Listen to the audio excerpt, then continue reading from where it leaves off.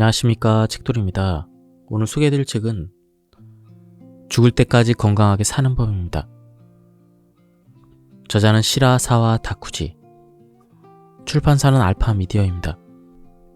저자 소개를 간단하게 하겠습니다. 시라사와 다쿠지, 1958년 가나가와현 출생으로 지바대학교 의과대학을 졸업하고 동대학원 의학연구과를 수료했다. 그럼 바로 본문을 보도록 하겠습니다. 모든 사람은 100세까지 건강하게 인생을 즐겨야 한다. 내가 안티에이징 의학을 연구하는 목표는 이 한마디의 말로 요약할 수가 있다. 본론으로 들어가기 전에 건강장수를 실현하는 7가지 법칙을 소개하겠습니다. 7가지 모두 일상생활에서 실천 가능합니다. 법칙 1. 생얼이 젊은 사람은 오래 산다.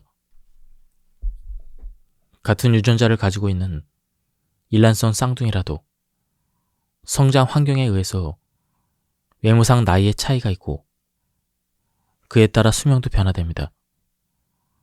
사람의 몸은 60조 개의 세포의 집합체로 겉보기에 생기가 부족하다면 몸속의 대사가 원활하지 않은 것이 당연할지도 모릅니다.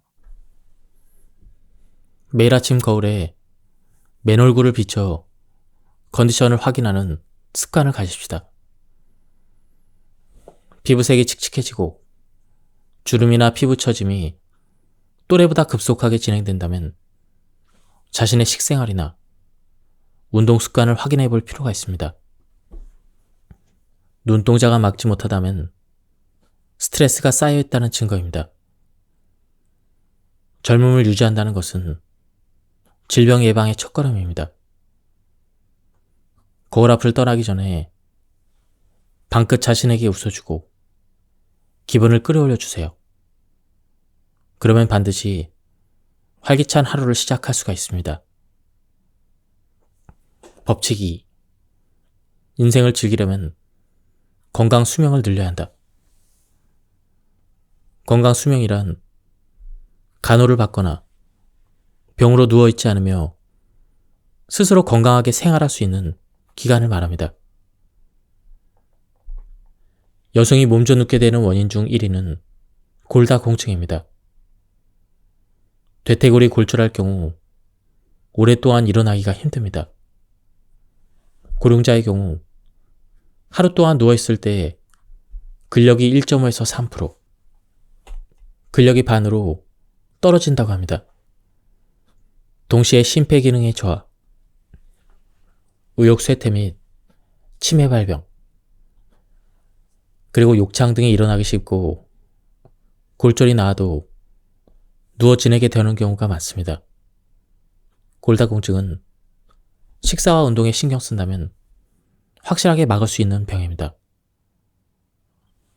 요양간병의 주된 원인이 되는 뇌졸중, 알츠하이머, 뇌혈관성 치매 등도 생활습관병이 밑바탕에 있습니다. 병이 발견되고 나서 대책을 세우는 건 무의미합니다. 우리들 자신이 본인의 생활을 다시 돌아보고 병의 원인을 제거하지 않으면 안 됩니다.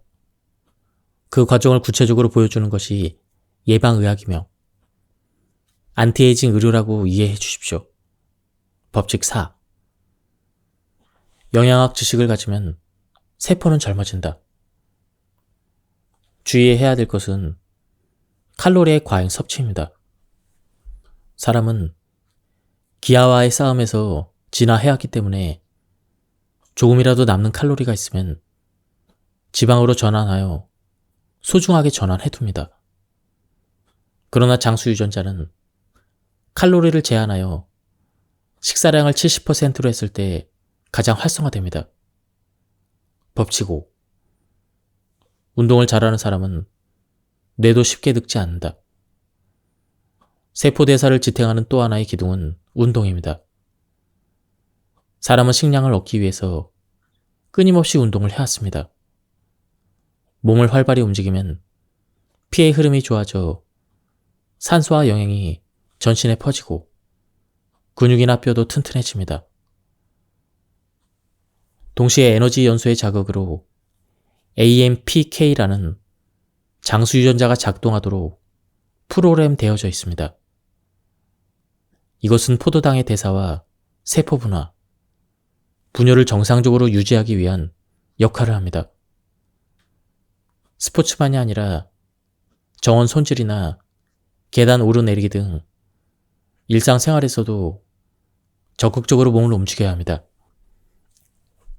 손가락을 사용한 미세한 작업, 음식물 꼭꼭 씹어먹기, 수다나 노래로 혀 움직이기 등도 뇌에 적절한 자극을 줍니다. 법칙 6. 즐기기를 지속하는 비결. 바른 생활 습관을 유지하기는 쉽지 않습니다. 자신도 모르게 실증이 나는 것은 인간입니다. 매일매일 할 수 있도록 하기 위해서는 아이디어가 필요합니다. 식생활 매너리즘을 막기 위해서는 색다른 재료나 메뉴를 배워야 합니다. 각 지방의 향토 요리 등 지역에서 전해오는 음식 문화를 연구하는 것도 즐거움이 됩니다. 지적 호기심, 도전정신을 많이 키워주십시오. 다양한 스포츠를 해보고 자신에게 맞는 즐거운 운동을 선택하는 것도 포인트입니다. 적성이라는 것이 있기 때문에 괴롭다고 느낀다면 무리할 필요가 없습니다. 서로 격려하고 경쟁하면서 사람들과 함께 즐기는 것도 오래 지속할 수 있는 비결입니다. 법칙 7. 삶의 보람이 100세의 문을 연다. 직업상 100세를 넘기고도 건강하게 자립해서 사시는 어른들을 뵐 일이 많습니다만 오래 사는 것이 목적인 분은 없습니다. 일에 대한 사명감, 그리고 향상심, 취미에 대한 열정과 탐구심 등을 갖고 있고 그것을 이루기 위해서 건강관리에 힘쓰는 분이 대부분입니다. 그 결과로서 기적의 장수가 실현될 수 있는 것입니다. 1987년 일본인으로서 처음으로 생리의학 노벨상을 수상한 생물학자 도네가와 스스무 씨는 사람은 목적을 향해 행동하도록 게놈에 새겨져 있다라고 말했습니다. 삶의 보람이야말로 장수 유전자를 작동시키는 최대의 원동력입니다. 120세까지 장수한 잔 칼망 씨는 이본이라는 딸이 한 명 있었습니다. 40대의 칼망 씨와 20대의 이본 씨 둘이 찍은 귀중한 사진이 남아 있습니다. 사진 오른쪽의 40대 칼망 씨는 아무리 보아도 20대로밖에 보이지 않습니다. 얼굴 윤곽이나 체형을 보면 그녀는 40대에도 20살 정도로 젊게 보였던 것 같습니다. 실제로 젊게 보이는 사람은 피부 세포의 노화가 더디다고 알려져 있습니다. 또 세포의 노화 프로세스는 피부와 함께 그리고 뇌나 혈관 세포도 함께 진행되기 때문에 젊게 보이는 사람은 뇌 인지 기능이 건강하며 혈관도 부드럽게 유지되기 때문에 동맥경화로 잘 이어지지 않습니다. 또한 크리스 텐센 교수는 외무상의 나이와 유전자의 관계에 대해서도 조사했습니다. 그 결과 텔로미어가 긴 사람 쪽이 외무상의 나이가 젊은 것으로 판명되었습니다. 텔로미어는 갓 태어난 아기가 가장 길며 나이를 먹으면서 점점 짧아집니다. 피부세포에서 텔로미어가 짧아지면 피부에 탄력을 가져오는 엘라스틴이나 피부의 팽팽함을 만드는 콜라겐을 분비할 수 없게 되어 주름이나 처짐의 원인이 됩니다. 즉, 갓난아이의 피부는 엘라스틴이 풍부해서 탄력이 뛰어나지만 나이가 들면 피부의 탄력이 떨어지는 것입니다. 이런 연구를 통해 외모를 젊게 유지하며 오래 사는 방법을 생각해 봅시다. 예를 들면 텔로미어 길이로 추측해보면 하루에 담배 한 갑을 10년 동안 피운 사람은 피우지 않은 사람에 비해 약 2년 정도 수명이 줄어든다고 생각할 수가 있습니다. 담배를 끊거나 피우는 개수를 줄이는 것만으로도 장수 효과를 기대할 수가 있습니다. 또 하루에 30분 운동을 주 5일 계속하여 운동 부족을 해소합시다. 금연이나 적당한 운동은 텔로미어가 짧아지는 것을 막아줄 뿐만 아니라 텔로머라아제를 활성화시켜서 텔로미어를 신장시키는 것으로도 연결됩니다. 식사는 평소 식사량의 70% 정도를 유지하도록 하는 것이 중요합니다. 바로 이어서 소개하겠지만 위스콘신 대학교에서 칼로리 제한을 한 붉은 털 원숭이는 평소대로 먹이를 먹은 붉은 털 원숭이보다 더 활기차고 건강하게 수명을 유지했습니다. 우리도 생활 습관에 신경을 써서 피부를 젊게 유지하면서 인생을 활기차게 즐깁시다. 저자는 설탕이나 백미, 그리고 밀가루 등이 굉장히 중독성이 강하다고 설명하고 있습니다. 설마 자신이 중독이라고 생각을 해본 적이 없는 사람은 더러 겁이 날지도 모르겠습니다. 그러나 안심하십시오. 설탕이나 백미 중독을 끊어낼 수 있는 방법이 있습니다. 이름하여 시라사와식의 케톤식을 실천하면 됩니다. 우선 체질 개선을 위해 최소 2주간, 가능하면 4주간 계속 해주세요. 1. 아침은 직접 만든 야채 주스를 마신다. 2.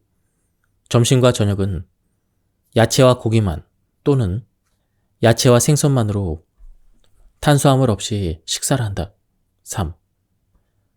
간식은 견과류를 섭취한다. 4. 금주를 한다. 기본은 이처럼 유지하고 계란, 유제품, 낫또, 두부로 변화를 주어도 괜찮습니다. 평소 식사처럼 양을 만족스럽게 먹어도 상관이 없습니다. 즉, 당분과 탄수화물을 철저히 제한하면 됩니다. 한 TV 프로그램에서 지원자 10명에게 이 식단을 실천하게 했습니다.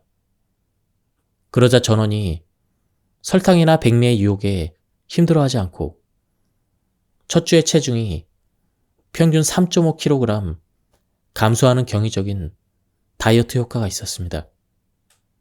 그 비밀은 우리 인간 에너지 회로에 있습니다. 당분과 탄수화물이 많은 일반적인 식생활에서는 오로지 포도당을 통한 해당계만이 작동하고 있습니다. 그러나 단백질과 지방이 메인인 케톤식을 하면 포도당이 거의 만들어지지 않습니다. 여기서 지방을 태우는 케톤체 회로를 움직이게 할 수가 있습니다. 당질 섭취를 멈추고 나서 약 5시간 뒤에 포도당을 전부 사용하면 케톤체 회로가 움직이기 시작합니다. 3일 정도면 몸은 서서히 케톤체 회로로 익숙해갑니다. 도중에 당분이나 탄수화물을 입에 대면 바로 해단계로 돌아가 버리고 케톤체 회로로 부활하기까지 또 5시간이 걸리기 때문에 이때는 반드시 참아야 합니다.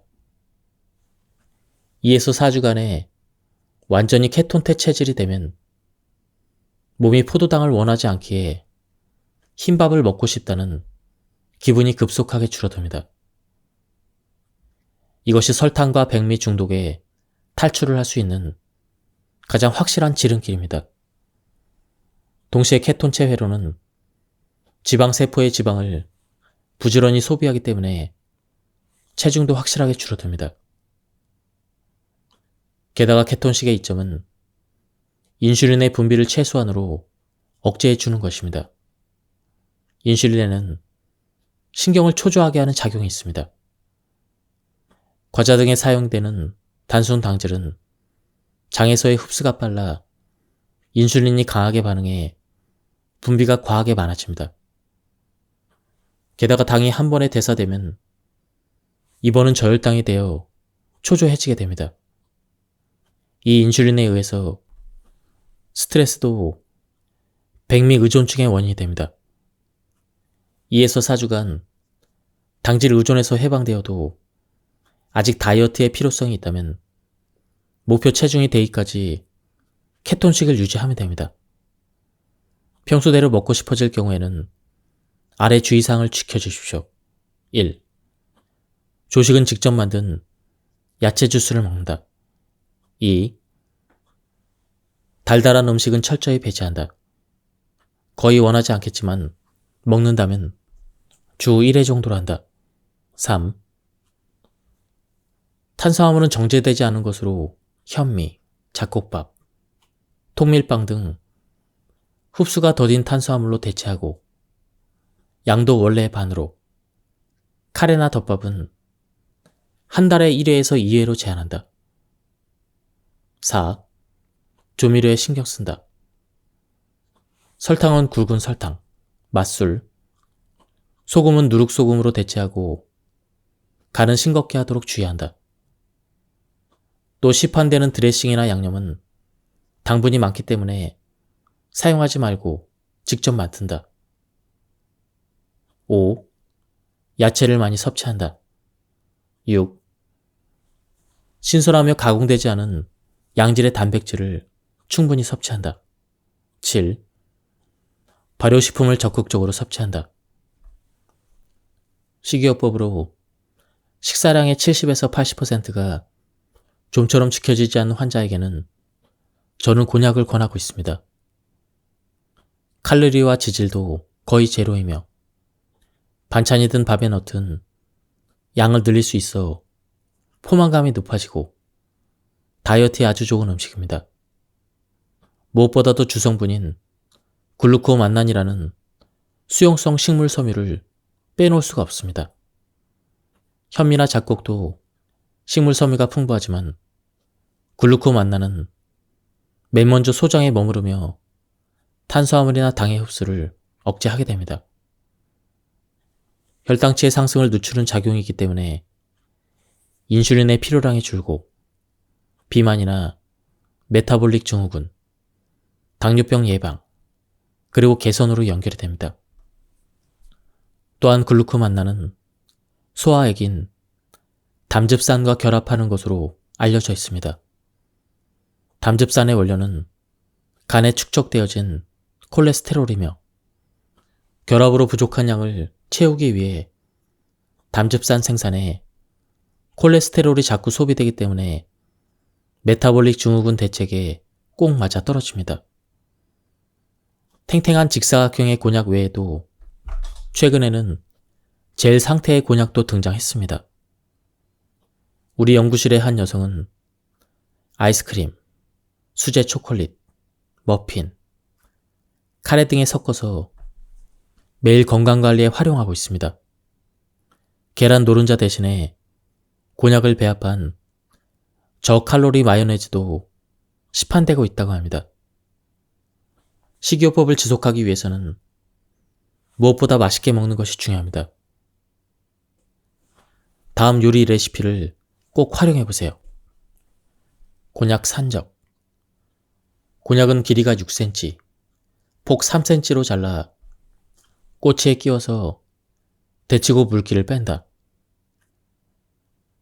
참깨를 빼고 일본식 된장을 작은 냄비에 담아 설탕을 풀고 전체적으로 윤이 날 때까지 약한 불에서 저어준다. 마지막으로 참깨를 넣어준다.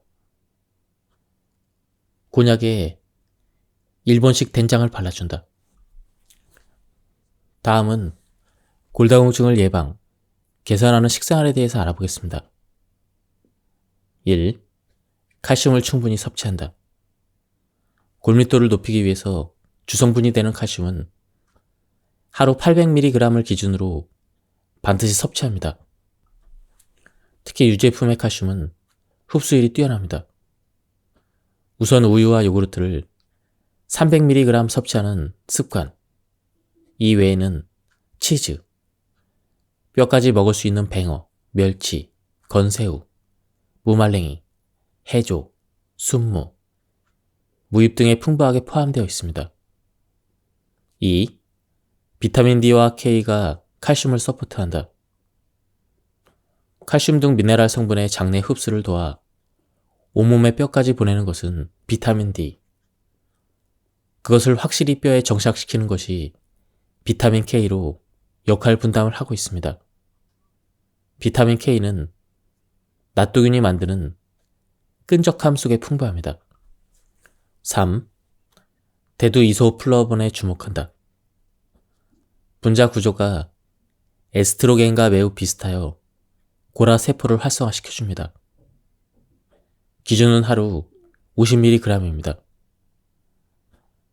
낫또는 한 팩, 두부는 3분의 2모입니다. 푸콘과 콩가루도 권장합니다. 대두 제품에는 칼슘도 포함되어 있습니다. 4. 양질의 단백질을 적당량 섭취한다. 골량을 만드는 콜라겐의 원료는 단백질입니다.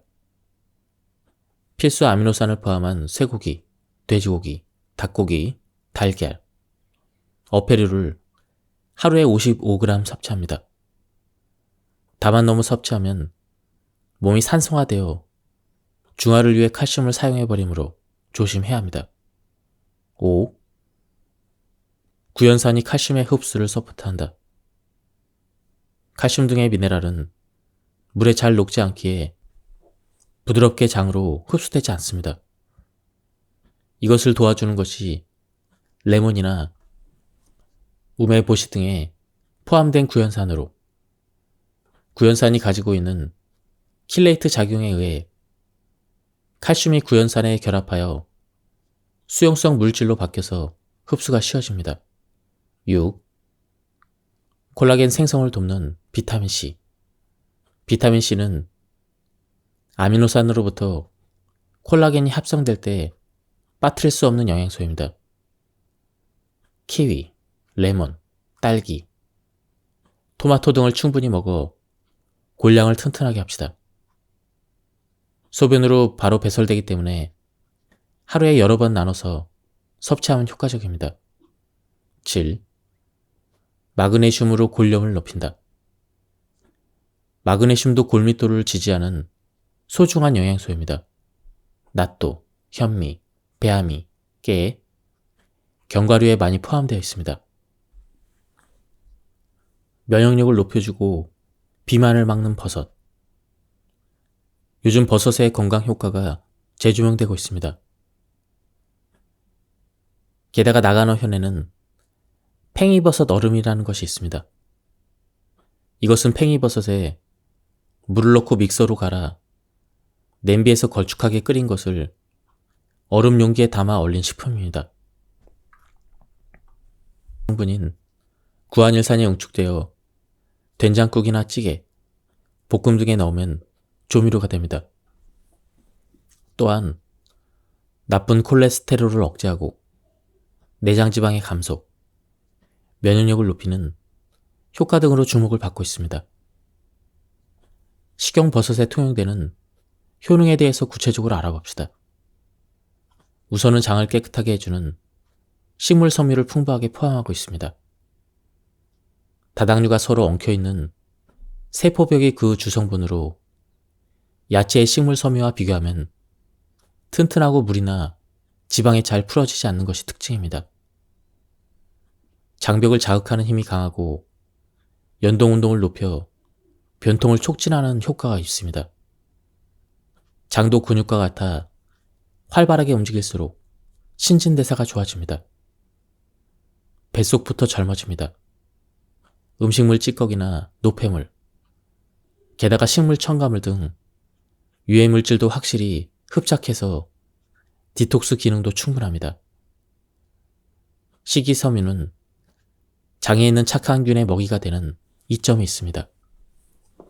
버섯에서 가장 주목했으면 하는 성분은 세포복에 포함된 버섯 키토산입니다.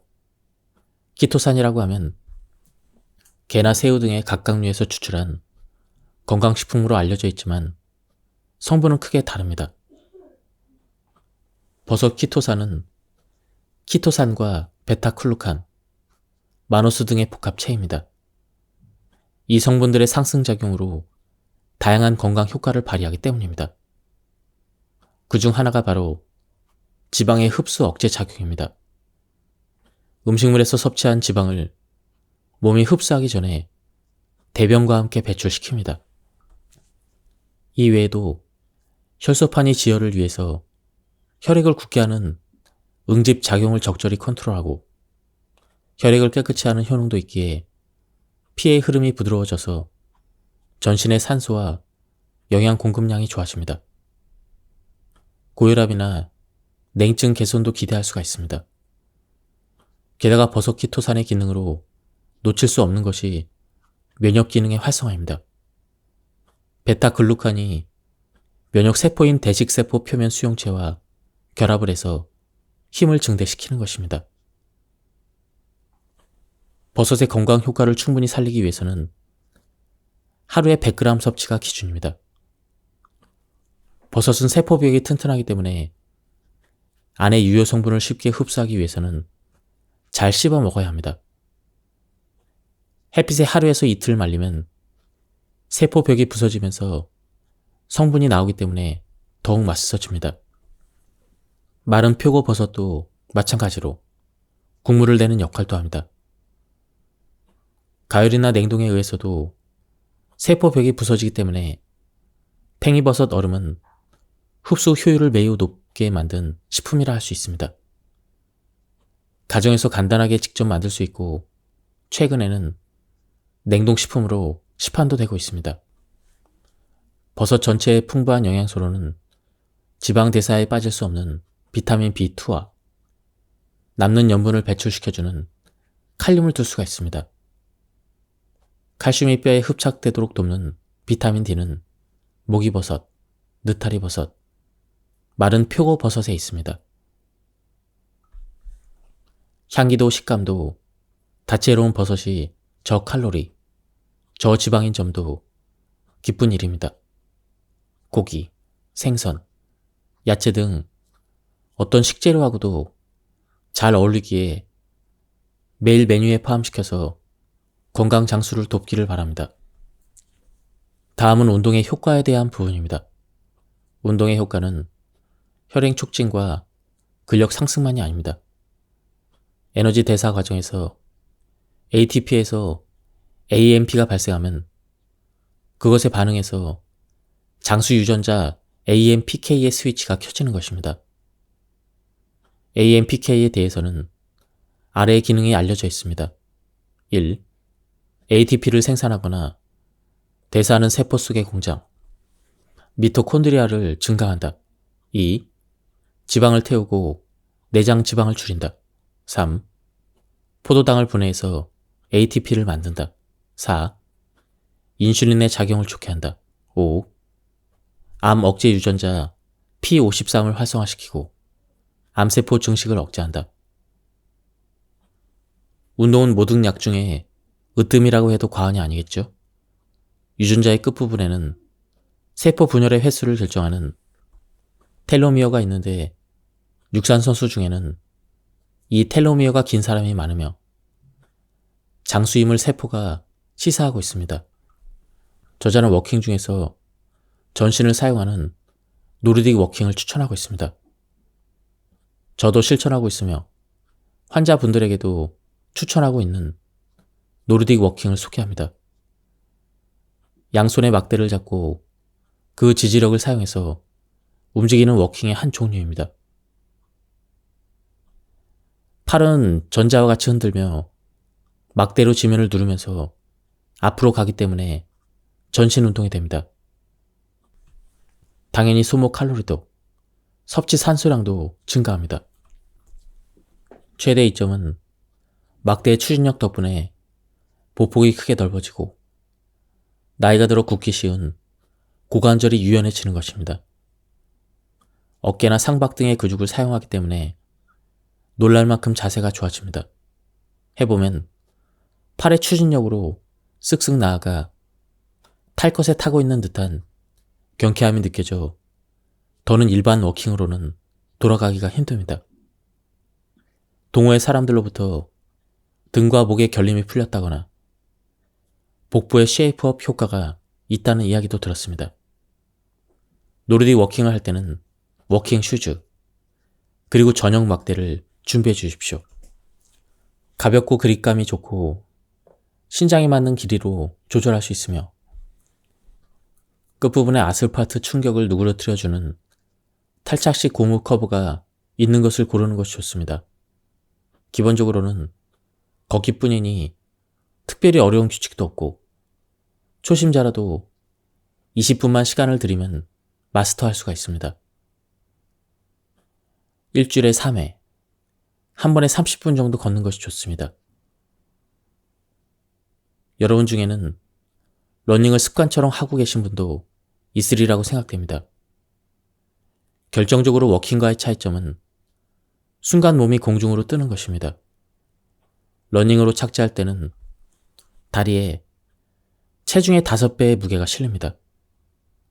러닝 슈즈가 진화하여 밑창의 쿠션이 비약적으로 좋아지면서 현대에는 달릴 때 발 뒤꿈치부터 착지하게 되었습니다. 그 순간 충격은 발 뒤꿈치에서 무릎 관절로 전달이 됩니다. 이 때문에 아무리 고급 러닝 슈즈를 신어도 나이가 들면 무릎 관절의 통증을 호소하는 사람들이 증가합니다. 한편 맨발로 달리면 반드시 발끝으로 착지를 합니다.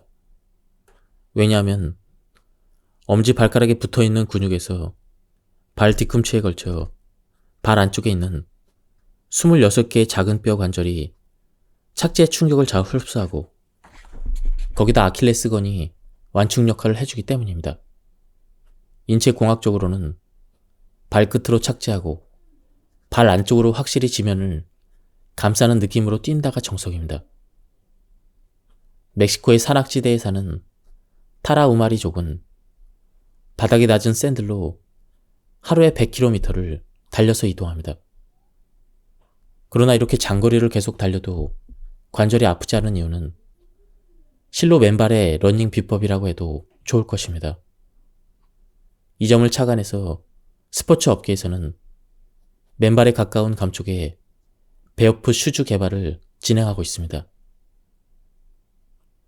러닝이나 조깅을 하는 사람은 무릎에 부담을 주지 않도록 자신의 달리기 자세를 다시 짚어봐야 될 것입니다. 스트레스를 완화시키는 세로토닌은 아침에 만들어진다. 아침 활동을 권장하는 또 하나의 이유는 신경 전달 물질인 세로토닌을 활성화하기 때문입니다. 뇌에서 신경세포에 정보를 전달하는 신경 물질들은 60종류 정도가 있습니다. 그중 기분에 관여하는 물질에는 의욕을 이끌어내는 노르아드레날린, 쾌감과 관련된 도파민, 엔도핀 등이 있습니다. 최근 특히 주목받고 있는 것이 진정작용을 가지고 있는 세로토닌입니다. 초조함과 답답함을 완화시켜 스트레스에 대한 저항력을 길러줍니다. 우울증에 걸린 사람은 세로토닌의 양이 크게 감소하는 것으로 알려져 있으며 세로토닌이 부족하면 상처나 두통, 신경통 등의 육체적인 통증을 심하게 느낍니다. 앞에서 말한 바와 같이 야간에는 잠을 유도하는 신경 전달 물질인 멜라토닌으로 바뀌기 때문에 충분한 양의 세로토닌이 방출되지 않으면 불면증의 원인이 되기도 합니다. 또한 깨어있는 동안 중력에 맞서 자세를 유지한다든지 눈꺼풀이나 볼을 당겨 올리는 근육을 강화하는 것도 세로토닌으로 젊음을 유지하는 역할도 합니다. 아침에 일어나 태양열을 느낄 때 생체 시계가 리셋되어 뇌가 아침이 왔다고 인식하면 멜라토닌이 줄고 세로토닌의 분비가 증가합니다. 아침을 어떻게 보내느냐에 따라 그날의 기분이 크게 좌우된다는 것입니다. 아침 중에 빨래를 널고 쇼핑도 끝내버리는 등 밖에서 보내는 시간이 늘어날수록 가사 일정을 조정해보면 어떨까요? 상쾌한 계절에는 정원이나 베란다에서 아침 식사를 하는 것도 하나의 방법입니다. 일조 시간이 짧은 겨울에는 우울증 발병률이 높아진다는 데이터도 있으므로 적극적으로 태양을 내 편으로 만드십시오. 리드미컬한 운동도 세로토닌의 분비를 도와줍니다. 신뢰의 국민체조나 걷기는 이런 면에서 꼭 도입했으면 하는 아침 습관입니다. 있는 힘껏 자전거 페달을 밟는 것도 괜찮을 것입니다. 요가나 스트레칭도 생체 리듬을 의식하며 밝은 창가에서 한다면 더 효과적입니다. 세로토닌이 활성화되면 뇌에 상쾌함을 가져오는 11에서 13Hz의 빠른 알파파가 나타나는 것으로 알려져 있습니다. 세로토닌은 옥시토신이라 부르는 호르몬이 뇌에서 분비되면 활성화됩니다. 옥시토신은 사람과 공감하고 커뮤니케이션을 돕는 물질이므로 아이를 안아주거나 연인이나 파트너의 손을 잡고 마사지를 하는 스킨십에 의해서도 증가시킬 수가 있습니다. 애완동물을 쓰다듬는 것으로도 충분합니다. 애완견이 있다면 아침 산책으로 충분히 걷고 서로 교감하는 시간을 가진다면 효과 만점입니다. 반대로 세로토닌을 줄이는 것은 스트레스입니다. 항스트레스 호르몬인 아드레날린과 코르티솔이 증가하면 분비가 약해집니다.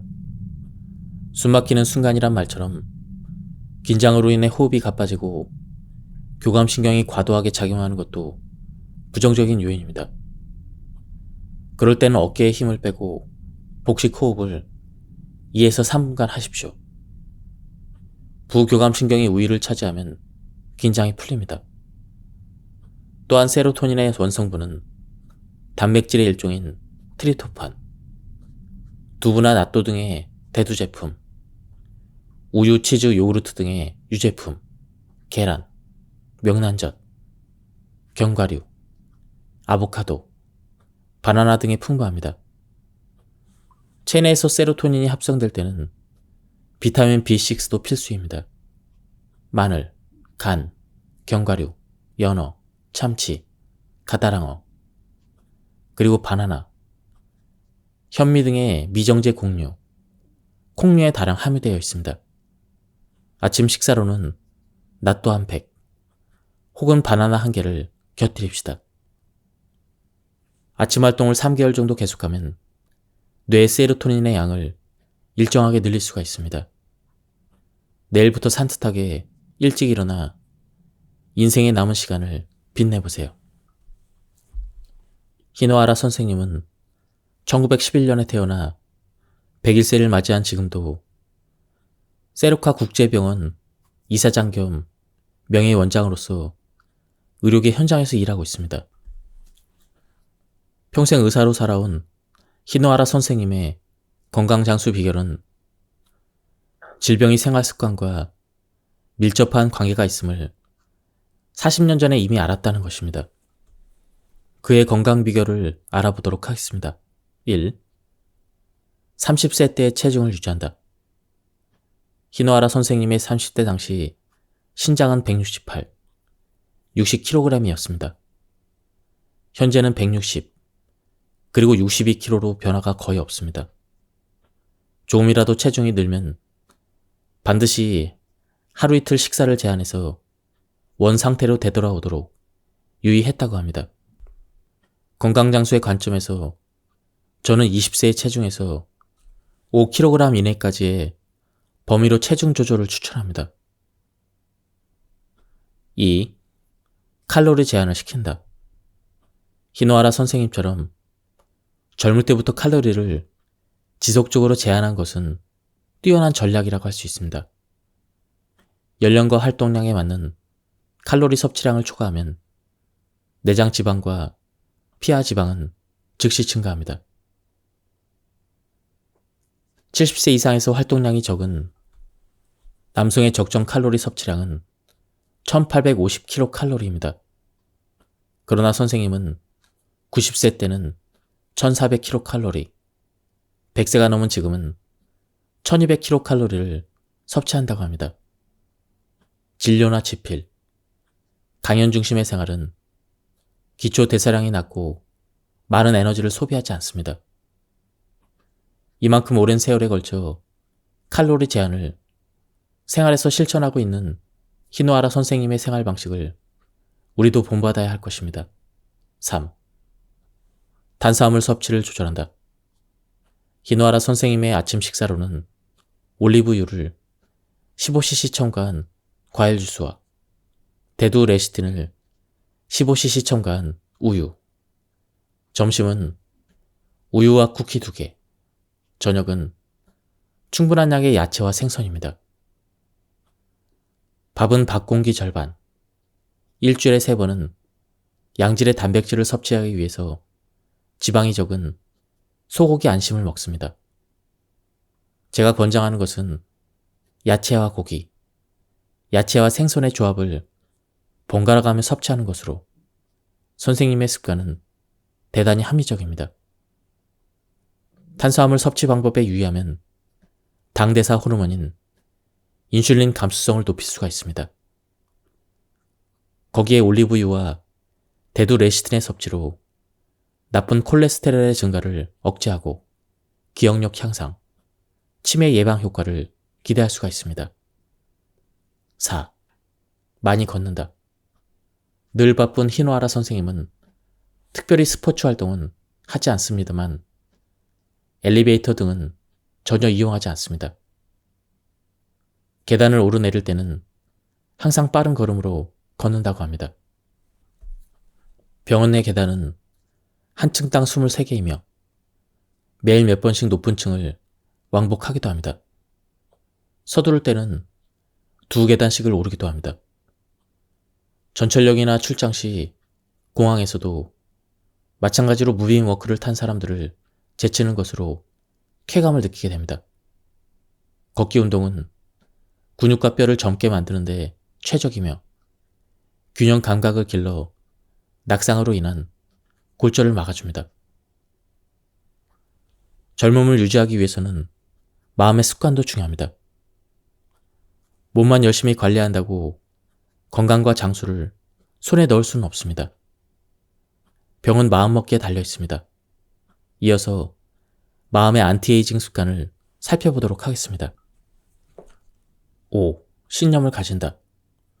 100세를 넘어서도 활기차게 사는 사람들의 공통점은 인생에 대한 확고한 신념을 가지고 있다는 것입니다. 이는 장수의 필수 조건이라 할 정도로 중요합니다. 히노하라 선생님은 그것을 프로페션이라는 말로 표현합니다.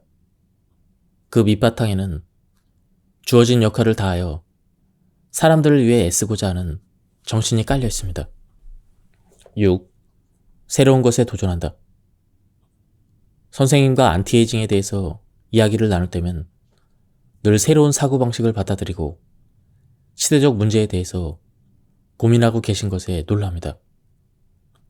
88살 때에 뮤지컬 각본을 처음 쓰시는 등 나이와 상관없이 새로운 분야에 도전하는 것은 삶의 원동력으로 이어집니다.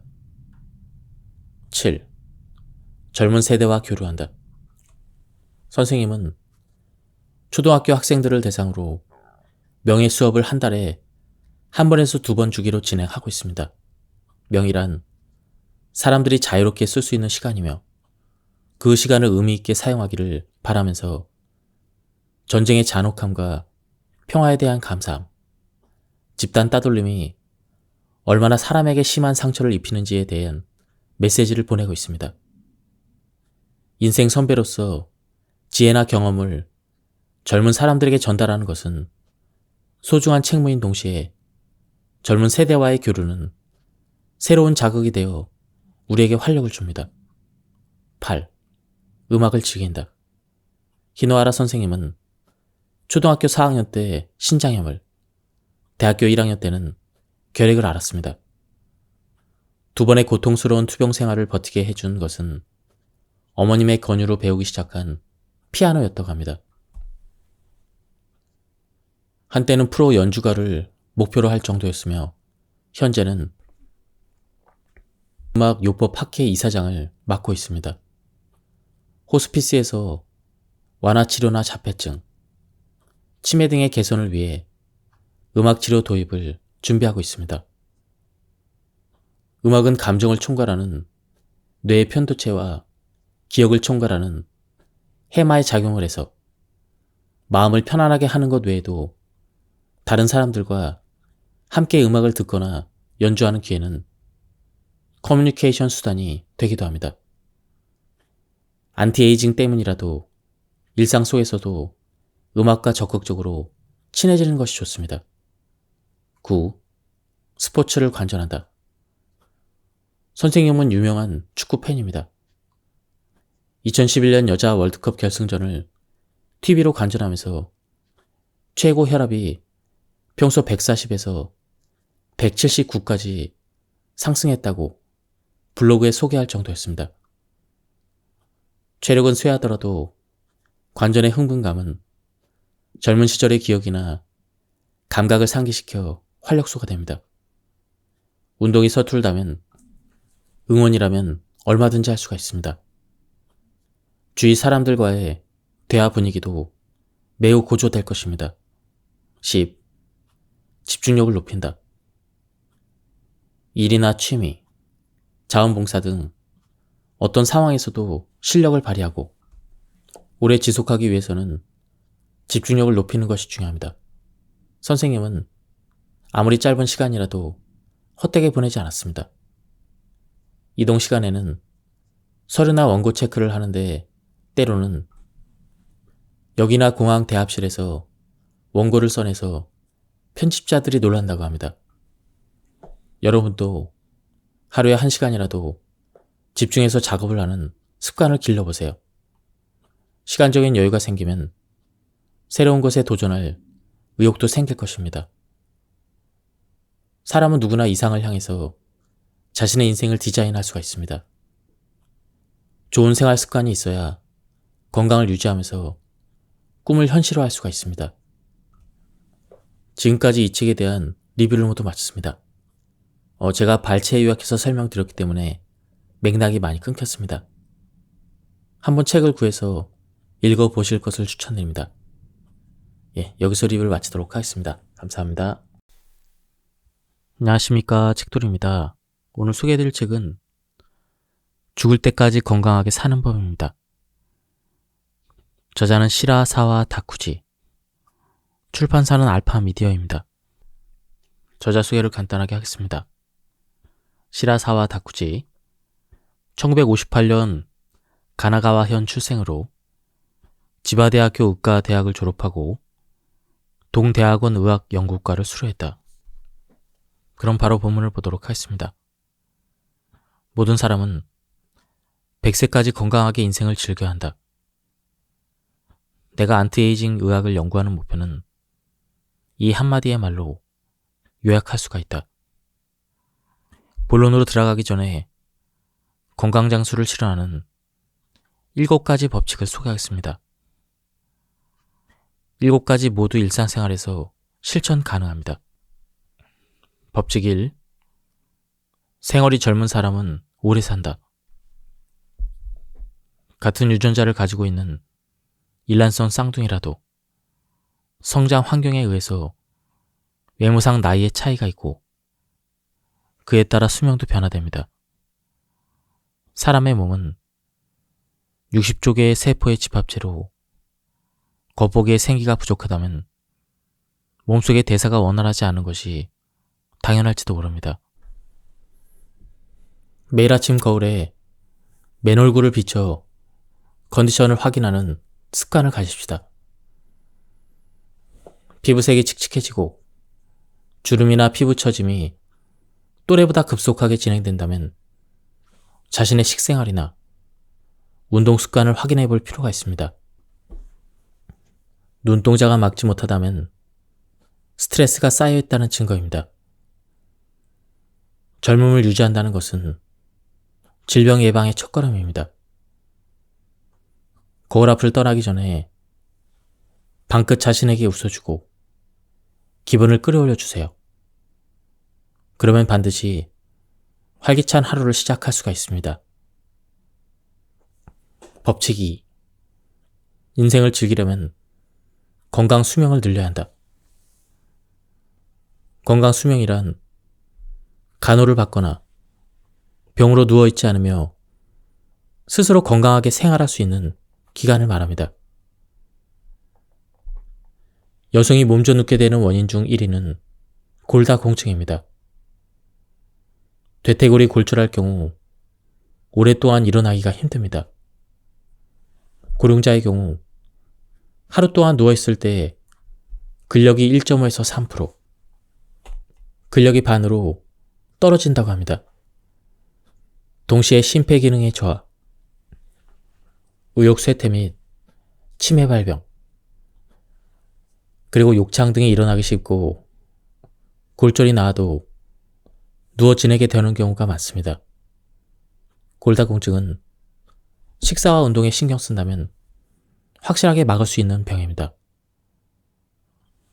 요양 간병의 주된 원인이 되는 뇌졸중, 알츠하이머, 뇌혈관성 치매 등도 생활습관병이 밑바탕에 있습니다. 병이 발견되고 나서 대책을 세우는 건 무의미합니다. 우리들 자신이 본인의 생활을 다시 돌아보고 병의 원인을 제거하지 않으면 안 됩니다. 그 과정을 구체적으로 보여주는 것이 예방의학이며 안티에이징 의료라고 이해해 주십시오. 법칙 4. 영양학 지식을 가지면 세포는 젊어진다. 주의해야 될 것은 칼로리의 과잉 섭취입니다. 사람은 기아와의 싸움에서 진화해왔기 때문에 조금이라도 남는 칼로리가 있으면 지방으로 전환하여 소중하게 전환해둡니다. 그러나 장수 유전자는 칼로리를 제한하여 식사량을 70%로 했을 때 가장 활성화됩니다. 법칙 5. 운동을 잘하는 사람은 뇌도 쉽게 늙지 않는다. 세포 대사를 지탱하는 또 하나의 기둥은 운동입니다. 사람은 식량을 얻기 위해서 끊임없이 운동을 해왔습니다. 몸을 활발히 움직이면 피의 흐름이 좋아져 산소와 영양이 전신에 퍼지고 근육이나 뼈도 튼튼해집니다. 동시에 에너지 연소의 자극으로 AMPK라는 장수 유전자가 작동하도록 프로그램되어져 있습니다. 이것은 포도당의 대사와 세포 분화, 분열을 정상적으로 유지하기 위한 역할을 합니다. 스포츠만이 아니라 정원 손질이나 계단 오르내리기 등 일상생활에서도 적극적으로 몸을 움직여야 합니다. 손가락을 사용한 미세한 작업, 음식물 꼭꼭 씹어 먹기, 수다나 노래로 혀 움직이기 등도 뇌에 적절한 자극을 줍니다. 법칙 6. 즐기기를 지속하는 비결. 바른 생활 습관을 유지하기는 쉽지 않습니다. 자신도 모르게 실증이 나는 것은 인간입니다. 매일매일 할 수 있도록 하기 위해서는 아이디어가 필요합니다. 식생활 매너리즘을 막기 위해서는 색다른 재료나 메뉴를 배워야 합니다. 각 지방의 향토 요리 등 지역에서 전해오는 음식 문화를 연구하는 것도 즐거움이 됩니다. 지적 호기심, 도전정신을 많이 키워주십시오. 다양한 스포츠를 해보고 자신에게 맞는 즐거운 운동을 선택하는 것도 포인트입니다. 적성이라는 것이 있기 때문에 괴롭다고 느낀다면 무리할 필요가 없습니다. 서로 격려하고 경쟁하면서 사람들과 함께 즐기는 것도 오래 지속할 수 있는 비결입니다. 법칙 7.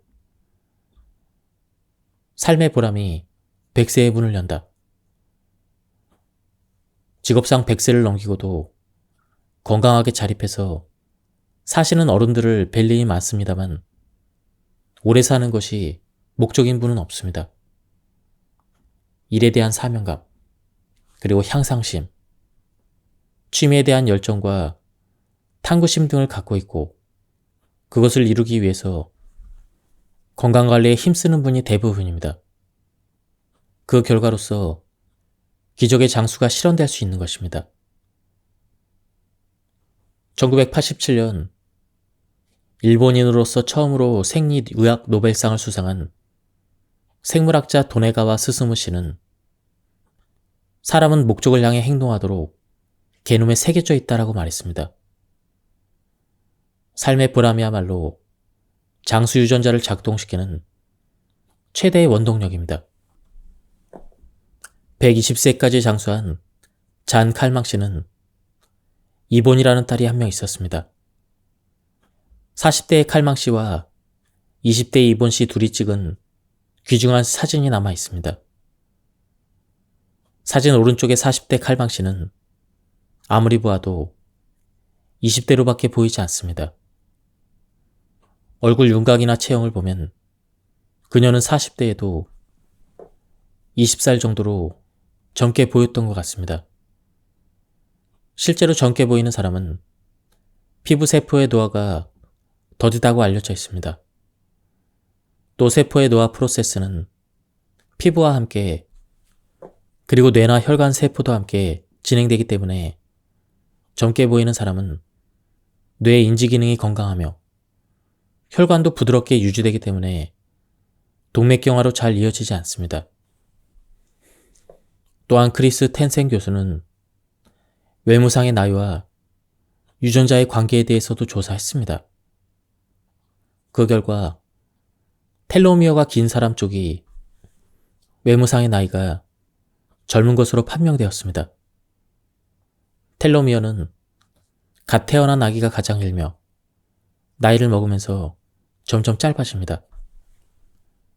피부세포에서 텔로미어가 짧아지면 피부에 탄력을 가져오는 엘라스틴이나 피부의 팽팽함을 만드는 콜라겐을 분비할 수 없게 되어 주름이나 처짐의 원인이 됩니다. 즉, 갓난아이의 피부는 엘라스틴이 풍부해서 탄력이 뛰어나지만 나이가 들면 피부의 탄력이 떨어지는 것입니다. 이런 연구를 통해 외모를 젊게 유지하며 오래 사는 방법을 생각해 봅시다. 예를 들면 텔로미어 길이로 추측해보면 하루에 담배 한 갑을 10년 동안 피운 사람은 피우지 않은 사람에 비해 약 2년 정도 수명이 줄어든다고 생각할 수가 있습니다. 담배를 끊거나 피우는 개수를 줄이는 것만으로도 장수 효과를 기대할 수가 있습니다. 또 하루에 30분 운동을 주 5일 계속하여 운동 부족을 해소합시다. 금연이나 적당한 운동은 텔로미어가 짧아지는 것을 막아줄 뿐만 아니라 텔로머라아제를 활성화시켜서 텔로미어를 신장시키는 것으로도 연결됩니다. 식사는 평소 식사량의 70% 정도를 유지하도록 하는 것이 중요합니다. 바로 이어서 소개하겠지만 위스콘신 대학교에서 칼로리 제한을 한 붉은 털 원숭이는 평소대로 먹이를 먹은 붉은 털 원숭이보다 더 활기차고 건강하게 수명을 유지했습니다. 우리도 생활 습관에 신경을 써서 피부를 젊게 유지하면서 인생을 활기차게 즐깁시다. 저자는 설탕이나 백미, 그리고 밀가루 등이 굉장히 중독성이 강하다고 설명하고 있습니다. 설마 자신이 중독이라고 생각을 해본 적이 없는 사람은 더러 겁이 날지도 모르겠습니다. 그러나 안심하십시오. 설탕이나 백미 중독을 끊어낼 수 있는 방법이 있습니다. 이름하여 시라사와식의 케톤식을 실천하면 됩니다. 우선 체질 개선을 위해 최소 2주간, 가능하면 4주간 계속 해주세요. 1. 아침은 직접 만든 야채 주스를 마신다. 2. 점심과 저녁은 야채와 고기만 또는 야채와 생선만으로 탄수화물 없이 식사를 한다. 3. 간식은 견과류를 섭취한다. 4. 금주를 한다. 기본은 이처럼 유지하고 계란, 유제품, 낫또, 두부로 변화를 주어도 괜찮습니다. 평소 식사처럼 양을 만족스럽게 먹어도 상관이 없습니다. 즉, 당분과 탄수화물을 철저히 제한하면 됩니다. 한 TV 프로그램에서 지원자 10명에게 이 식단을 실천하게 했습니다. 그러자 전원이 설탕이나 백미의 유혹에 힘들어하지 않고 첫 주의 체중이 평균 3.5kg 감소하는 경이적인 다이어트 효과가 있었습니다. 그 비밀은 우리 인간 에너지 회로에 있습니다.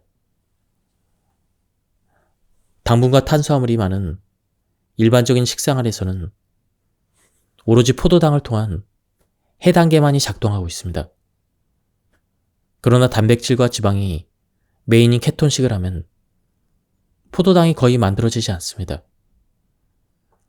여기서 지방을 태우는 케톤체 회로를 움직이게 할 수가 있습니다. 당질 섭취를 멈추고 나서 약 5시간 뒤에 포도당을 전부 사용하면 케톤체 회로가 움직이기 시작합니다. 3일 정도면 몸은 서서히 케톤체 회로로 익숙해갑니다. 도중에 당분이나 탄수화물을 입에 대면 바로 해단계로 돌아가 버리고 케톤체 회로로 부활하기까지 또 5시간이 걸리기 때문에 이때는 반드시 참아야 합니다. 2에서 4주간에 완전히 케톤태 체질이 되면 몸이 포도당을 원하지 않기에 흰밥을 먹고 싶다는 기분이 급속하게 줄어듭니다. 이것이 설탕과 백미 중독에 탈출을 할 수 있는 가장 확실한 지름길입니다. 동시에 케톤체 회로는 지방세포의 지방을 부지런히 소비하기 때문에 체중도 확실하게 줄어듭니다. 게다가 케톤식의 이점은 인슐린의 분비를 최소한으로 억제해 주는 것입니다. 인슐린에는 신경을 초조하게 하는 작용이 있습니다. 과자 등에 사용되는 단순 당질은 장에서의 흡수가 빨라 인슐린이 강하게 반응해 분비가 과하게 많아집니다. 게다가 당이 한 번에 대사되면 이번은 저혈당이 되어 초조해지게 됩니다. 이 인슐린에 의해서 스트레스도 백미 의존증의 원인이 됩니다. 2에서 4주간 당질 의존에서 해방되어도 아직 다이어트의 필요성이 있다면 목표 체중이 되기까지 케톤식을 유지하면 됩니다. 평소대로 먹고 싶어질 경우에는 아래 주의사항을 지켜주십시오. 1. 조식은 직접 만든 야채 주스를 먹는다. 2. 달달한 음식은 철저히 배제한다. 거의 원하지 않겠지만 먹는다면 주 1회 정도로 한다. 3. 탄수화물은 정제되지 않은 것으로 현미, 잡곡밥, 통밀빵 등 흡수가 더딘 탄수화물로 대체하고 양도 원래의 반으로 카레나 덮밥은 한 달에 1회에서 2회로 제한한다. 4. 조미료에 신경 쓴다. 설탕은 굵은 설탕, 맛술, 소금은 누룩소금으로 대체하고 간은 싱겁게 하도록 주의한다. 또 시판되는 드레싱이나 양념은 당분이 많기 때문에 사용하지 말고 직접 만든다. 5. 야채를 많이 섭취한다. 6. 신선하며 가공되지 않은 양질의 단백질을 충분히 섭취한다. 7. 발효식품을 적극적으로 섭취한다. 식이요법으로 식사량의 70에서 80%가 좀처럼 지켜지지 않는 환자에게는 저는 곤약을 권하고 있습니다. 칼로리와 지질도 거의 제로이며 반찬이든 밥에 넣든 양을 늘릴 수 있어 포만감이 높아지고 다이어트에 아주 좋은 음식입니다. 무엇보다도 주성분인 글루코만난이라는 수용성 식물 섬유를 빼놓을 수가 없습니다. 현미나 잡곡도 식물 섬유가 풍부하지만 글루코만난은 맨 먼저 소장에 머무르며 탄수화물이나 당의 흡수를 억제하게 됩니다. 혈당치의 상승을 늦추는 작용이기 때문에 인슐린의 필요량이 줄고 비만이나 메타볼릭 증후군, 당뇨병 예방, 그리고 개선으로 연결이 됩니다. 또한 글루코만나는 소화액인 담즙산과 결합하는 것으로 알려져 있습니다. 담즙산의 원료는 간에 축적되어진 콜레스테롤이며 결합으로 부족한 양을 채우기 위해 담즙산 생산에 콜레스테롤이 자꾸 소비되기 때문에 메타볼릭 증후군 대책에 꼭 맞아떨어집니다. 탱탱한 직사각형의 곤약 외에도 최근에는 젤 상태의 곤약도 등장했습니다. 우리 연구실의 한 여성은 아이스크림, 수제 초콜릿, 머핀, 카레 등에 섞어서 매일 건강관리에 활용하고 있습니다. 계란 노른자 대신에 곤약을 배합한 저칼로리 마요네즈도 시판되고 있다고 합니다. 식이요법을 지속하기 위해서는 무엇보다 맛있게 먹는 것이 중요합니다. 다음 요리 레시피를 꼭 활용해보세요. 곤약 산적. 곤약은 길이가 6cm, 폭 3cm로 잘라 꼬치에 끼워서 데치고 물기를 뺀다. 참깨를 빼고 일본식 된장을 작은 냄비에 담아 설탕을 풀고 전체적으로 윤이 날 때까지 약한 불에서 저어준다. 마지막으로 참깨를 넣어준다. 곤약에 일본식 된장을 발라준다. 다음은 골다공증을 예방, 개선하는 식생활에 대해서 알아보겠습니다. 1. 칼슘을 충분히 섭취한다. 골밀도를 높이기 위해서 주성분이 되는 칼슘은 하루 800mg을 기준으로 반드시 섭취합니다. 특히 유제품의 칼슘은 흡수율이 뛰어납니다.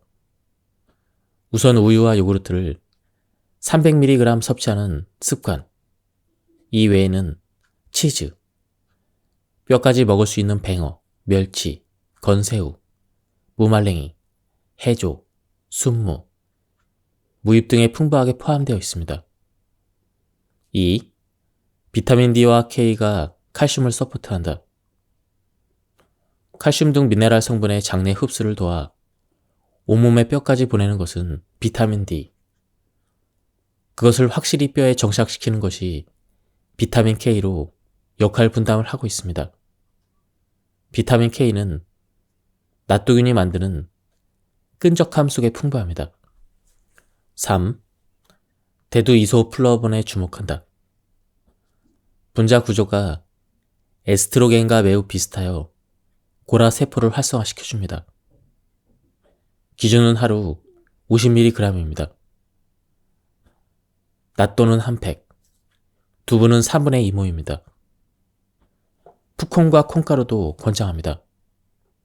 대두 제품에는 칼슘도 포함되어 있습니다. 4. 양질의 단백질을 적당량 섭취한다. 골량을 만드는 콜라겐의 원료는 단백질입니다.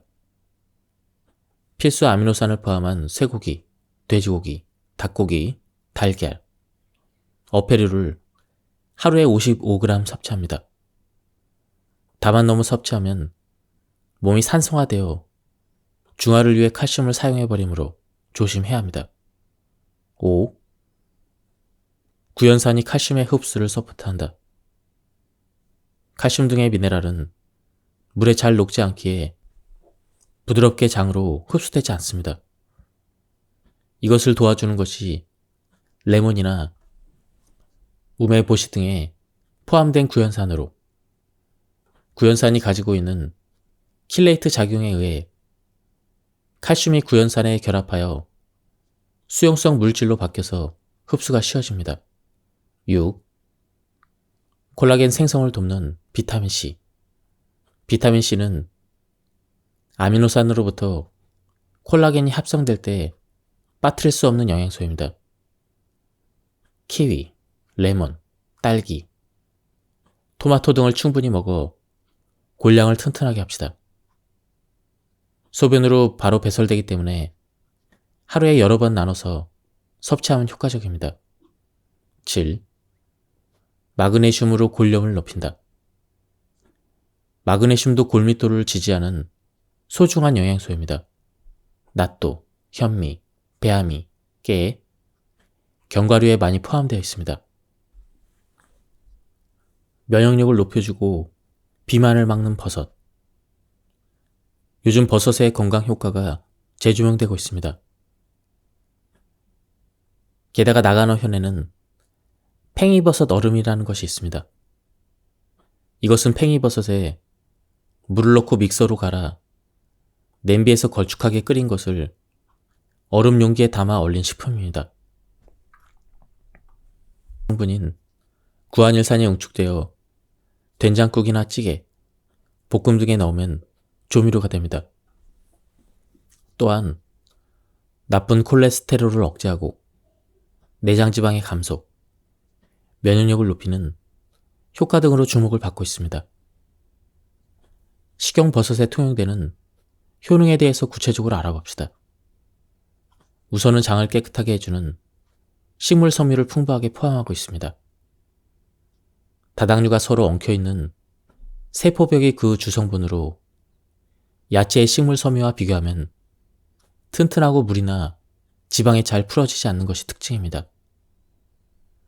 장벽을 자극하는 힘이 강하고 연동운동을 높여 변통을 촉진하는 효과가 있습니다. 장도 근육과 같아 활발하게 움직일수록 신진대사가 좋아집니다. 뱃속부터 젊어집니다. 음식물 찌꺼기나 노폐물, 게다가 식물 첨가물 등 유해물질도 확실히 흡착해서 디톡스 기능도 충분합니다. 식이섬유는 장에 있는 착한균의 먹이가 되는 이점이 있습니다. 버섯에서 가장 주목했으면 하는 성분은 세포복에 포함된 버섯 키토산입니다. 키토산이라고 하면 게나 새우 등의 각각류에서 추출한 건강식품으로 알려져 있지만 성분은 크게 다릅니다. 버섯 키토산은 키토산과 베타클루칸, 마노스 등의 복합체입니다. 이 성분들의 상승작용으로 다양한 건강 효과를 발휘하기 때문입니다. 그중 하나가 바로 지방의 흡수 억제 작용입니다. 음식물에서 섭취한 지방을 몸이 흡수하기 전에 대변과 함께 배출시킵니다. 이 외에도 혈소판이 지혈을 위해서 혈액을 굳게 하는 응집 작용을 적절히 컨트롤하고 혈액을 깨끗이 하는 효능도 있기에 피의 흐름이 부드러워져서 전신의 산소와 영양 공급량이 좋아집니다. 고혈압이나 냉증 개선도 기대할 수가 있습니다. 게다가 버섯 키토산의 기능으로 놓칠 수 없는 것이 면역 기능의 활성화입니다. 베타글루칸이 면역 세포인 대식세포 표면 수용체와 결합을 해서 힘을 증대시키는 것입니다. 버섯의 건강 효과를 충분히 살리기 위해서는 하루에 100g 섭취가 기준입니다. 버섯은 세포벽이 튼튼하기 때문에 안에 유효 성분을 쉽게 흡수하기 위해서는 잘 씹어 먹어야 합니다.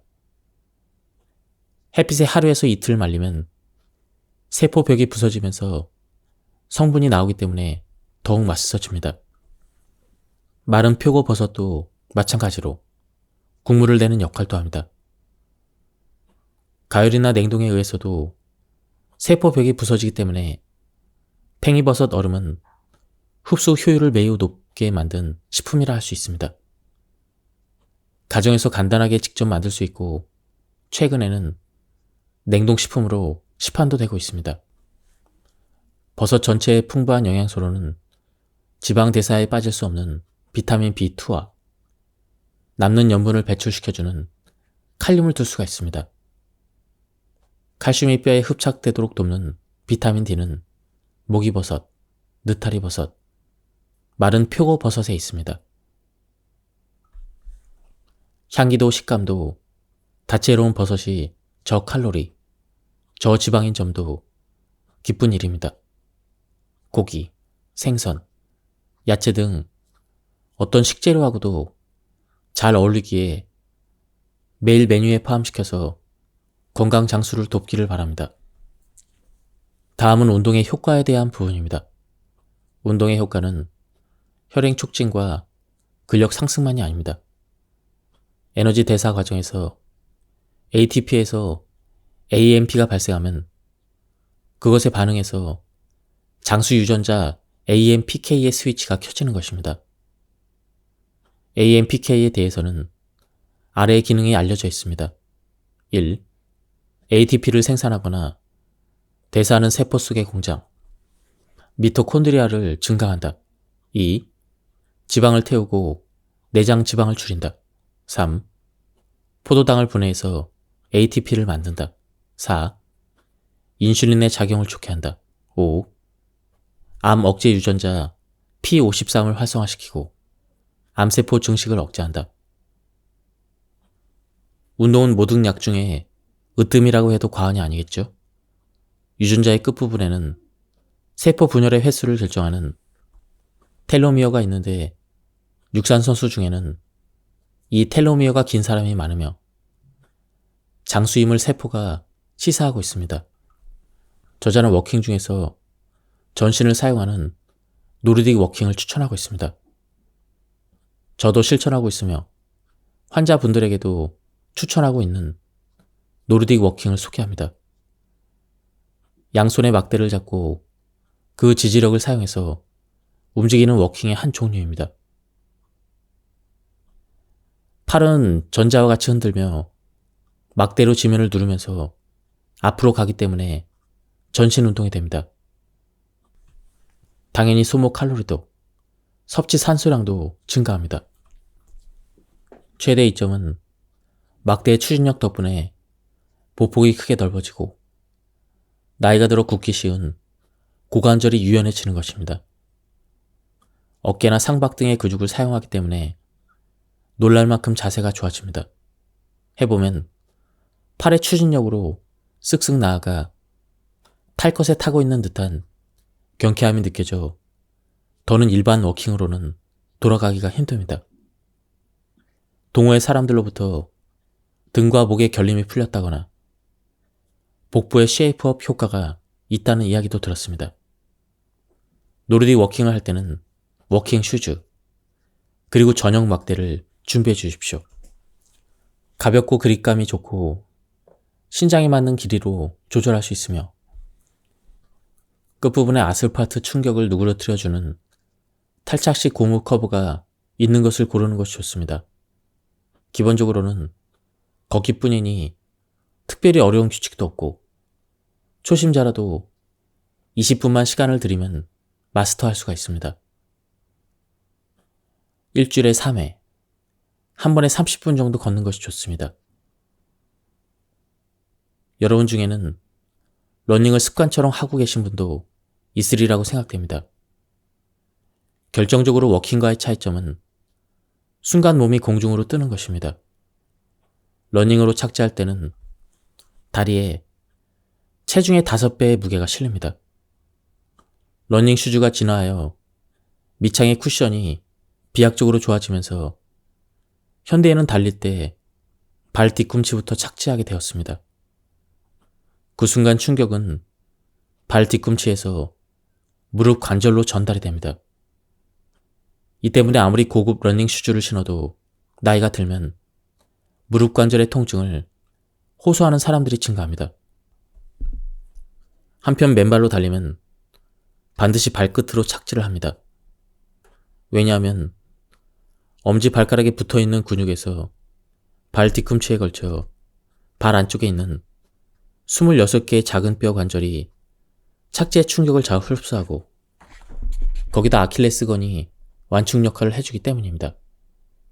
인체 공학적으로는 발끝으로 착지하고 발 안쪽으로 확실히 지면을 감싸는 느낌으로 뛴다가 정석입니다.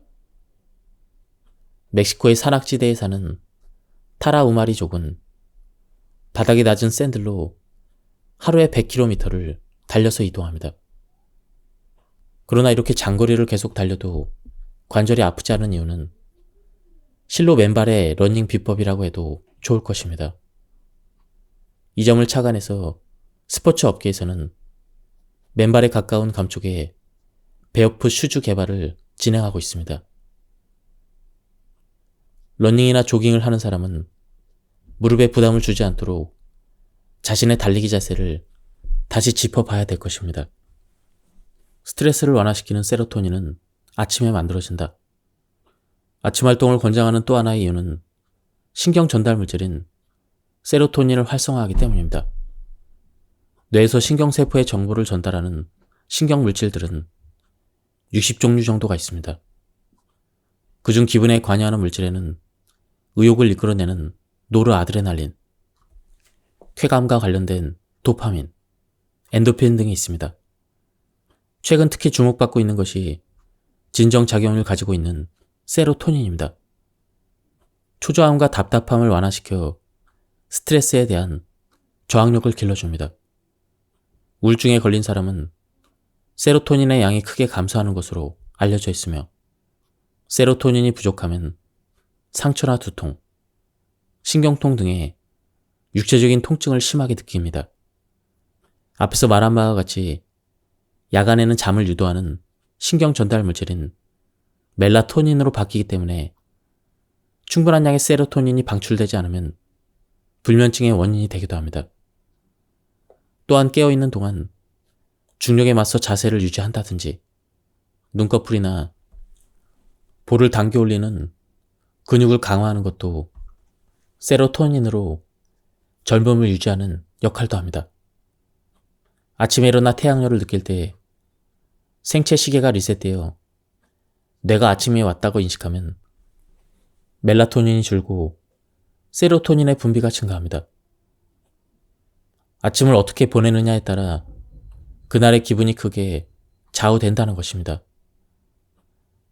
아침 중에 빨래를 널고 쇼핑도 끝내버리는 등 밖에서 보내는 시간이 늘어날수록 가사 일정을 조정해보면 어떨까요? 상쾌한 계절에는 정원이나 베란다에서 아침 식사를 하는 것도 하나의 방법입니다. 일조 시간이 짧은 겨울에는 우울증 발병률이 높아진다는 데이터도 있으므로 적극적으로 태양을 내 편으로 만드십시오. 리드미컬한 운동도 세로토닌의 분비를 도와줍니다. 신뢰의 국민체조나 걷기는 이런 면에서 꼭 도입했으면 하는 아침 습관입니다. 있는 힘껏 자전거 페달을 밟는 것도 괜찮을 것입니다. 요가나 스트레칭도 생체 리듬을 의식하며 밝은 창가에서 한다면 더 효과적입니다. 세로토닌이 활성화되면 뇌의 상쾌함을 가져오는 11에서 13Hz의 빠른 알파파가 나타나는 것으로 알려져 있습니다. 세로토닌은 옥시토신이라 부르는 호르몬이 뇌에서 분비되면 활성화됩니다. 옥시토신은 사람과 공감하고 커뮤니케이션을 돕는 물질이므로 아이를 안아주거나 연인이나 파트너의 손을 잡고 마사지를 하는 스킨십에 의해서도 증가시킬 수가 있습니다. 애완동물을 쓰다듬는 것으로도 충분합니다. 애완견이 있다면 아침 산책으로 충분히 걷고 서로 교감하는 시간을 가진다면 효과 만점입니다. 반대로 세로토닌을 줄이는 것은 스트레스입니다. 항스트레스 호르몬인 아드레날린과 코르티솔이 증가하면 분비가 약해집니다. 숨막히는 순간이란 말처럼 긴장으로 인해 호흡이 가빠지고 교감신경이 과도하게 작용하는 것도 부정적인 요인입니다. 그럴 때는 어깨에 힘을 빼고 복식 호흡을 2에서 3분간 하십시오. 부교감신경이 우위를 차지하면 긴장이 풀립니다.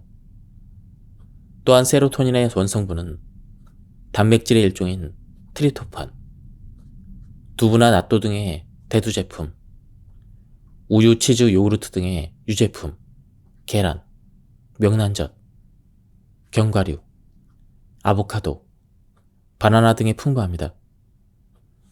체내에서 세로토닌이 합성될 때는 비타민 B6도 필수입니다.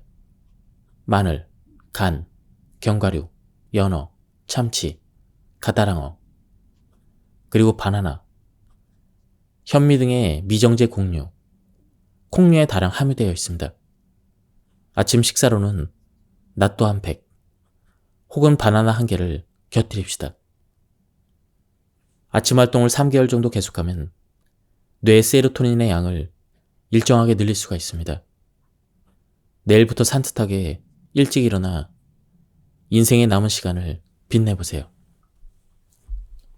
히노하라 선생님은 1911년에 태어나 100일세를 맞이한 지금도 세로카 국제병원 이사장 겸 명예원장으로서 의료계 현장에서 일하고 있습니다.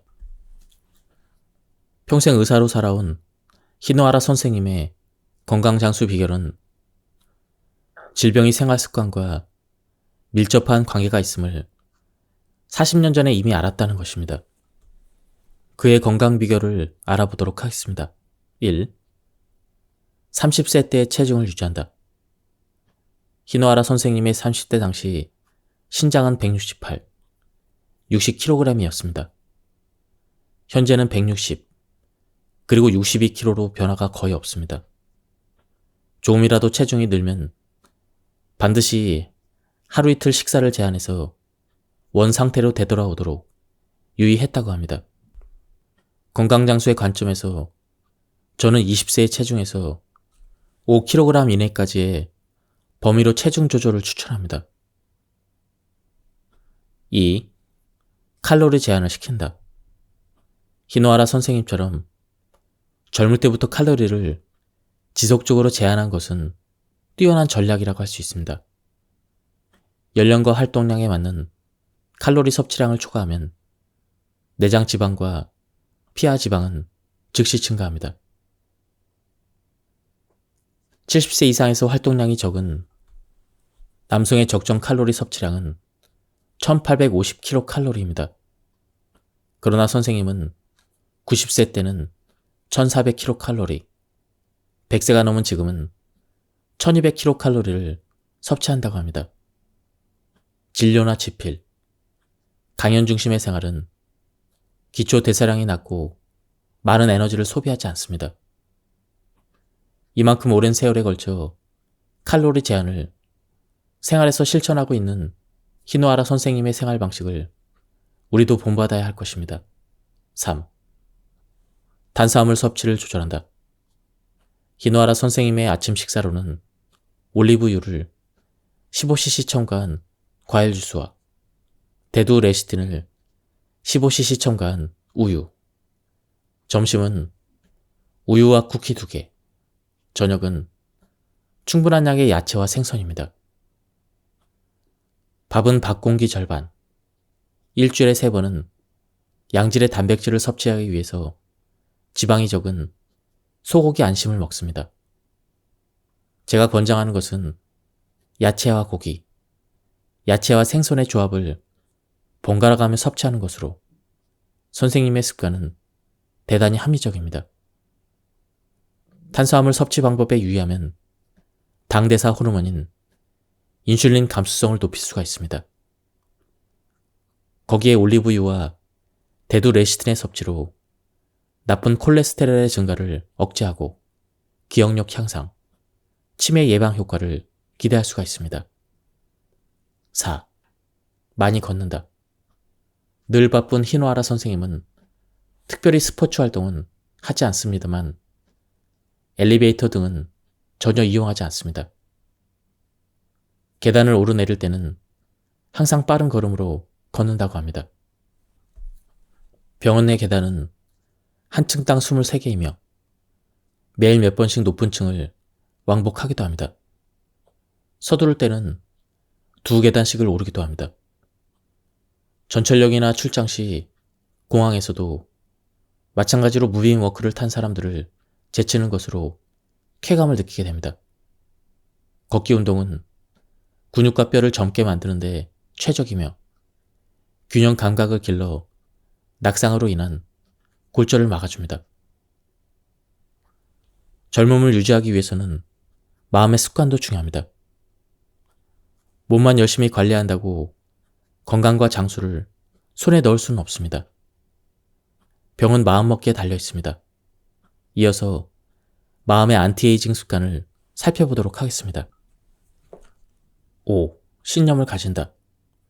100세를 넘어서도 활기차게 사는 사람들의 공통점은 인생에 대한 확고한 신념을 가지고 있다는 것입니다. 이는 장수의 필수 조건이라 할 정도로 중요합니다. 히노하라 선생님은 그것을 프로페션이라는 말로 표현합니다. 그 밑바탕에는 주어진 역할을 다하여 사람들을 위해 애쓰고자 하는 정신이 깔려 있습니다. 6. 새로운 것에 도전한다. 선생님과 안티에이징에 대해서 이야기를 나눌 때면 늘 새로운 사고방식을 받아들이고 시대적 문제에 대해서 고민하고 계신 것에 놀랍니다. 88살 때에 뮤지컬 각본을 처음 쓰시는 등 나이와 상관없이 새로운 분야에 도전하는 것은 삶의 원동력으로 이어집니다. 7. 젊은 세대와 교류한다. 선생님은 초등학교 학생들을 대상으로 명예 수업을 한 달에 한 번에서 2번 주기로 진행하고 있습니다.